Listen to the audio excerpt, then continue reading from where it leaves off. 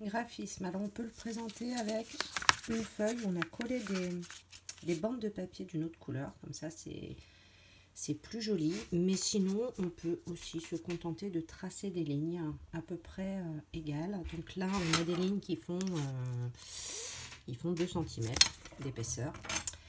Et l'objectif c'est donc de faire des boucles enchaînées qui font la hauteur de la bande. Une fois dans un sens, une fois dans l'autre. Il faut que ça touche en haut, en bas. Donc, une fois les boucles vers le haut, une fois les boucles vers le bas, en essayant de ne pas s'arrêter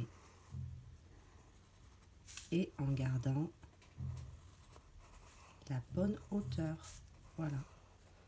L'idée, c'est d'y arriver sans s'arrêter. Voilà. Donc, une fois dans ce sens-là, et une fois dans ce sens-là. Si jamais c'est trop compliqué, on s'entraîne déjà sans les lignes, si on a une ardoise, si on a un tableau, peu importe. Vous allez voir que souvent les enfants ont un des deux côtés qui est plus simple. Souvent c'est les boucles vers le haut, les boucles vers le bas sont plus compliquées. N'hésitez pas à leur faire les mouvements en grand avec tout le bras dans le vide pour qu'ils s'entraînent, pour qu'ils comprennent comment enchaîner le mouvement.